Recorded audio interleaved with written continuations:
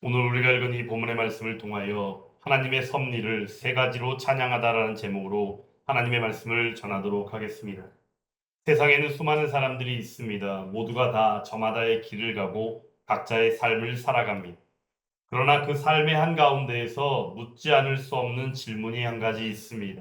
바로 그것은 무엇이냐? 나는 누구의 다스림 가운데 살고 있는가? 누가 내 삶을 돌보고 있는가? 그리고 누가 나를 보호해주고 있는가라는 질문입니다. 이 세상은 스스로 인생을 책임질 수 있다라고 말하며 우리들 스스로가 우리의 삶을 돌보아야 하는 것처럼 여겨지지만 실상 우리들 자신의 삶을 돌아보기에 우리들 자신의 모습은 너무나도 연약하고 보잘것없습니다. 질병 하나 때문에 무너지기도 하고 작은 사고 하나 때문에 힘들어하기도 하고 경제적인 위기가 찾아오면 나도 모르는 사이에 무엇인가가 무너지는 듯한 심정으로 살아가기도 합니다. 그러므로 말미암아 우리의 삶은 송두리째 뽑히고 흔들리고 무너질 때가 있다는 것입니다. 하지만 그때마다 우리는 본능적으로 이 질문을 던질 수밖에 없습니다. 과연 이 모든 삶을 누가 이끌어 가시는가? 그리고 정말로 하나님께서는 다스리시고 돌보시고 보호하시는 분이 맞으신가라는 사실을 우리는 스스로 질문하며 나아갑니다.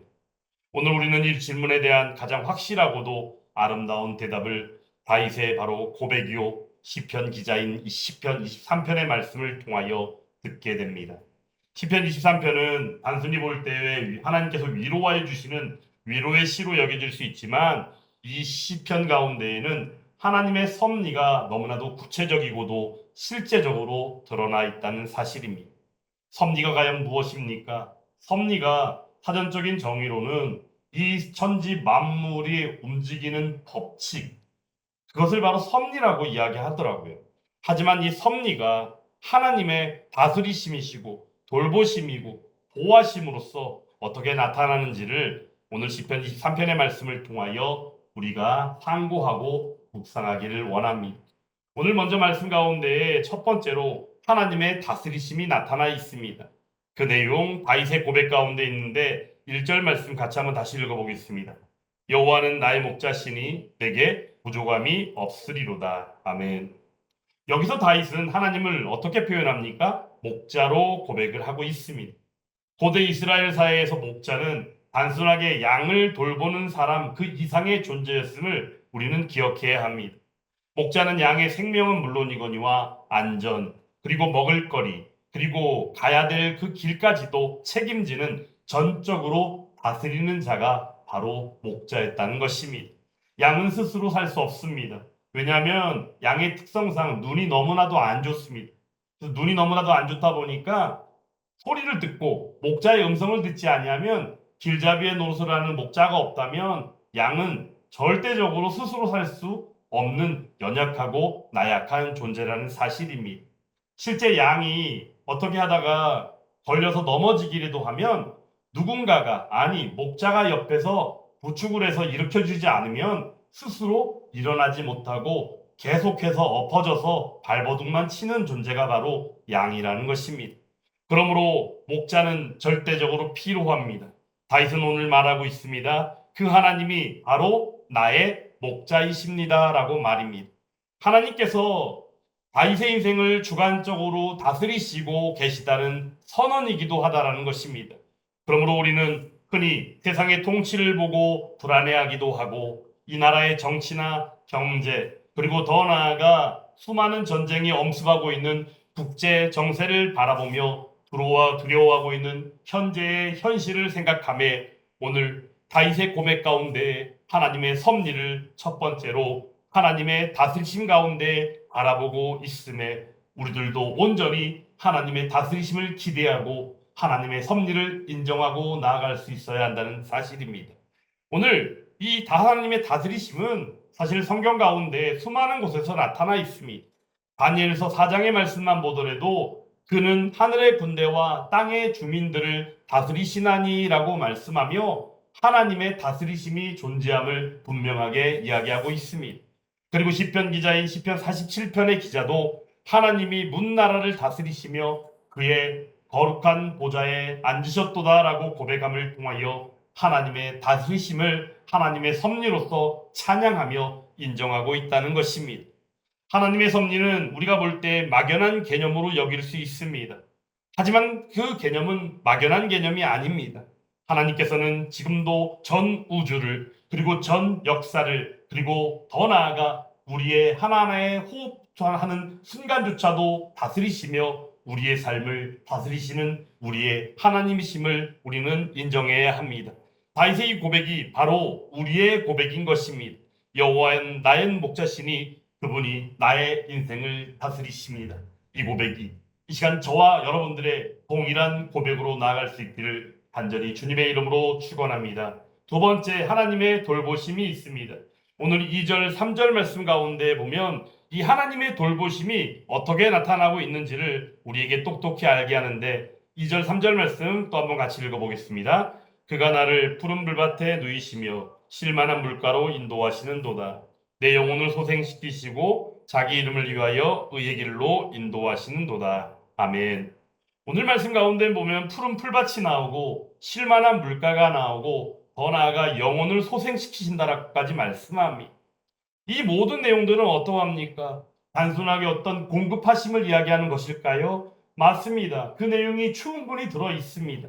하지만 중요한 것은 그 공급을 넘어서는 하나님의 돌보심을 의미하고 있다는 사실입니다. 양은 스스로 쉴만한 물가를 찾을 수 없을 정도로 눈이 어둡고 나약한 존재라고 분명히 말씀드렸습니다. 그러므로 목자가 돌보지 아니한다면 굶주리고 목마른 채 방황하다가 결국에는 무엇을 맞이하겠습니까? 죽음을 맞이할 수밖에 없다는 것입니다.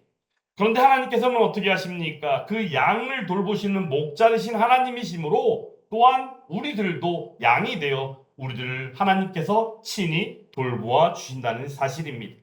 그러므로 우리는 우리의 피로 그리고 더 나아가 때를 따라 공급하심 가운데 우리의 고통과 상처를 하나님께서는 친히 돌보심 가운데 싸매어 주시고 회복으로 인도하여 주시는 분이다라는 사실입니다. 한 믿음의 사람이 있었습니다. 그의 인생은 늘 주 안에서 열심이었습니다. 주의 일 앞에서는 더욱더 충성된 사람이었습니다. 하지만 그도 사람인지라 어떤 때 어느 한때 갑자기 찾아온 너무나도 지치고 낙심하여 모든 것을 포기하고 싶을 때를 맞이한 적이 있다고 합니다. 그런데 이 사람이 하나님의 말씀을 묵상케 하심에 하나님의 은혜를 입었는데 그 말씀이 어떤 말씀이었을까요? 바로 오늘 본문의 말씀인 시편 23편의 말씀이었다는 사실입니다. 내 영혼을 소생시키시고 내 영혼을 소생시키시고 이 말씀의 이 구절을 읽는 순간 그 사람이 쉼없이 눈물이 터지며 하나님의 은혜를 경험하게 되었다는 것입니다. 그 사람의 지친 영혼, 그 영혼이 하나님 앞에서 그 돌보심 앞에서 바로 하나님의 은혜의 자리로 나아가게 되었다는 것입니다. 사랑하는 여러분, 하나님의 돌보심은 그러므로 눈에 보이는 단순간의 단적인 환경의 변화를 말하는 것이 아니라 우리의 지친 영혼까지도 회복시키시는 바로 깊은 돌보심인 것을 우리는 알아야 합니다. 그러므로 이러한 내용들이 성경 곳곳에 또한 나타나 있는데 베드로전서 5장의 말씀만 보더라도 너희 염려를 다 주께 맡기라 이는 그가 너희를 돌보심이라 라고 말씀하고 계십니다. 그러므로 우리의 힘듦과 어려움과 염려와 걱정이 있다면 이 시간 다 하나님께 내어 맡겨드리기를 간절히 원합니다. 이유는 바로 무엇입니까? 하나님의 돌보심이 분명히 있기 때문입니다. 마태복음 6장에서도 마찬가지로 공중의 새를 보라라고 말씀하시며 너희 하늘 아버지께서 어떻게 하신다? 기르시나니라고 말씀합니다. 어느 거 하나라도 하나님의 돌보심이 없는 것이 없다는 사실입니다. 하나님의 돌보심 가운데 있는 것이 천지 만물의 세계요. 그 가운데 천지 만물의 세계 가운데 있는 한 피조물이 하나님의 은혜 없이는 살 수 없다라고 고백하는 저와 여러분들이라는 것입니다. 그러므로 이 시간도 우리가 온전히 인정하고 온전히 하나님 앞에 서 있기를 간절히 원합니다. 하나님께서는 지금도 우리의 삶을 돌보고 계시다는 사실을 말입니다. 그러므로 경제적인 어려움이나 건강 그리고 우리의 마음 가운데 찾아와 있는 어떤 문제가 있다 할지라도 하나님께서는 결코 우리를 잊지 않으시고 우리를 돌보아 주시는 줄 믿습니다. 이러한 섭리에 대한 이해와 섭리에 대한 인정과 섭리를 통하여 나타나는 바 하나님을 찬양하는 일로 나아가는 오늘 시편 기자인 다윗의 모습처럼 동일한 은혜가 함께하기를 간절히 주님의 이름으로 축원합니다. 마지막 세 번째 섭리를 보호하심 가운데서 찾게 됩니다. 오늘 4절의 말씀 가운데 한번 말씀 보겠습니다. 같이 읽어봅니다. 내가 사망의 음침한 골짜기로 다닐지라도 해를 두려워하지 않을 것은 주께서 나와 함께 하심이라. 주의 지팡이와 막대기가 나를 안위하시나이다. 아멘. 우리가 살아가는 인생 가운데는 수많은 사망의 골짜기들이 있습니다. 그 사망의 골짜기들은 때마다 찾아오는 고난의 순간도 어떤 때는 찾아오는 죽음의 위협도 있을 수 있습니다. 그리고 깊은 외로움으로 빠져 쓸쓸하기까지 한 그런 절망 가운데의 골짜기일 수도 있습니다. 하지만 하나님께서는 그런 골짜기 속에 있는 우리들을 어떻게 하신다고요? 보호하신다는 사실입니다. 오늘 말씀 가운데 이 막대기와 지팡이가 하는 역할이 무엇이겠습니까? 목자의 지팡이는 양을 인도하기도 하지만 그 양이 예를 들어서 구덩이에 빠졌을 때 그 양을 끌어올리는 역할을 하는 게 또한 지팡이의 역할이기도 하다라는 것입니다. 그러면 막대기는 어떤 역할을 합니까? 양을 잡아먹기 위하여 틈타는 맹수라든가 개적 마귀들의 역사가 있다면 그것들을 내어 쫓아버리는 역할을 하는 것이 또한 막대기임을 우리는 잊어서는 안 됩니다. 그러므로 목자의 지팡이요 막대기 가운데에서 우리는 무엇을 바라보게 되며 무엇을 우리는 경험하게 되겠습니까? 양들이 경험하는 것처럼 또한 그 양이 바로 하나님의 백성된 우리들 자신임을 생각할 때에 하나님의 보호하심을 통하여 고난이 멀리 떠나가는 역사를 경험하게 된다는 것입니다. 그리고 또한 어떤 고난이 찾아온다 할지라도 우리를 지키시고 보호하시는 하나님의 그 섭리를 우리는 바라보게 된다는 것입니다.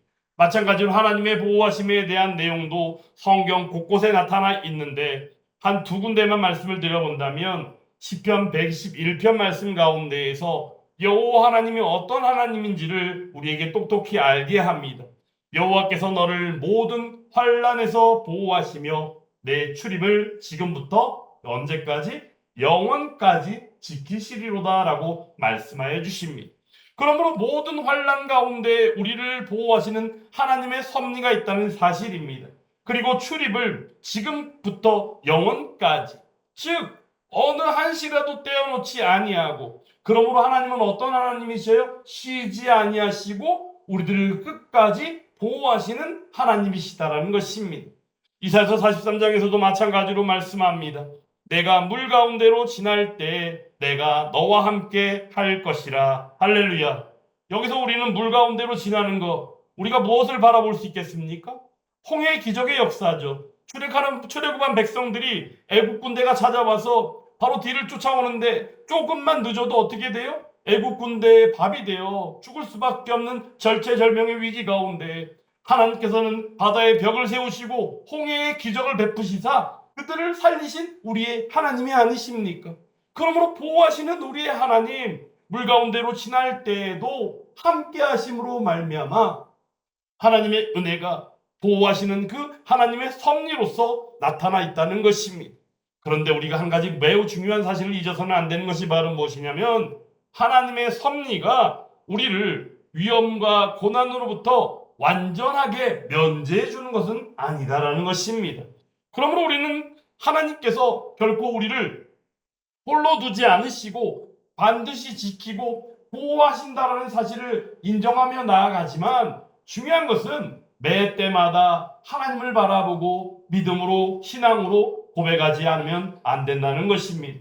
그러므로 사랑하는 여러분, 이 시간 말씀을 통하여 전함받은 이 하나님의 섭리를 신뢰하며 인정하며 믿음으로 고백하는 저와 여러분들이 되기를 간절히 주님의 이름으로 축원합니다. 오늘 다윗의 고백을 통하여 볼 때 하나님의 섭리를 세 가지로 우리는 보았습니다. 첫 번째, 하나님의 섭리는 다스리심으로 나타납니다. 어떻게 해요? 하나님께서 우리의 인생과 우리에게 주어진 시간들을 주권적으로 이끌어 주심으로 말입니다. 그리고 두 번째는 돌보심으로입니다. 우리의 필요를 아시고 때마다 친밀하심으로 우리를 인도하시며 공급하여 주시는 우리의 하나님. 그리고 세 번째로는 보호하시는 우리의 하나님일진데 우리가 어떤 고난과 어떤 위험 가운데 있다 할지라도 우리를 지키시고 영원으로 이끌어 주시는 우리의 하나님을 말입니다. 그런 가운데 오늘 시편 기자인 다윗은 마지막 6절의 말씀을 통하여 고백하고 있는데 6절 말씀 같이 한번 또 읽어보겠습니다. 내 평생에 선하심과 인자하심이 반드시 나를 따르니 내가 여호와의 집에 영원히 거하리로다. 아멘. 이 고백이 혹시 무엇인지 아십니까? 이 고백이 바로 무엇이냐? 하나님의 섭리를 신뢰하는 사람의 확신이다라는 것입니다. 하나님의 섭리를 인정합니다. 하나님의 섭리를 신뢰합니다. 그러므로 하나님의 섭리를 신뢰함 가운데 나아가는데 그 고백이 확신으로 나타나게 된다는 것이 그게 어떻게 나타났습니까? 믿음으로, 찬양으로 나타났다는 것입니다. 이 확신은 우리 인생의 모든 순간에 해당하는 것임을 우리는 잊어서는 안 됩니다. 우리 인생의 모든 순간에 하나님께서는 다스리시고 돌보시며 보호해 주시는 줄 믿습니다. 언제든지, 늘, 항상, 어디서든지, 무엇을 하든지 우리를 위하여 말입니다. 그리고는 우리를 마침내 어디로 인도하십니까? 영원으로 인도하여 주십니다. 영원 바로 하나님 나라로 우리를 인도하여 주십니다. 이 사실을 기억하며 온전히 하나님의 섭리 가운데 함께하며 하나님의 섭리를 온전히 찬양하고 나아가는 저와 여러분들이 다 될 수 있기를 간절히 원합니다. 혹시 이 시간 말씀을 받으면서도 삶이 혹시 불안하십니까? 아니면 길을 잃은 것 같지는 않습니까? 혹여라도 고난의 골짜기 가운데 있지는 않습니까? 그렇다고 하더라도 오늘 이 시간 하나님의 말씀을 통하여 우리에게 알게 하신 하나님의 섭리를 신뢰하고 나아올 수 있기를 간절히 원합니다. 우리들을 때마다 돌보시고 다스리시고 보호하시는 섭리의 하나님께서 우리와 함께 하시며 우리의 삶을 온전히 이끌어 주시는 줄 믿습니다. 그러므로 말미암아 하나님께서 주시는 바 그 은혜 안에 나아갈 때 그 은혜를 온전히 누림으로 말미암아 하나님의 기쁨과 또 하나님의 섭리를 만끽할 때 주시는 바 그 온전한 생명의 누림이 영원까지 나아가는 하나님 나라의 그 풍성함으로 나아가게 될 줄 믿습니다. 선한 목자 되시는 하나님 앞에 온전히 기도할 때 우리의 인생을 온전히 하나님 앞에 내어 맡겨드리는 저와 여러분들이 될 수 있기를 간절히 원합니다. 그때 하나님께서는 우리의 인생을 다스리시고 날마다 세밀하게 돌보시며 어떤 고난, 어떤 환난, 어떤 염려가 있고 어떤 고통이 있다 할지라도 우리를 변함없이 끝까지 보호해 주실 줄 믿습니다.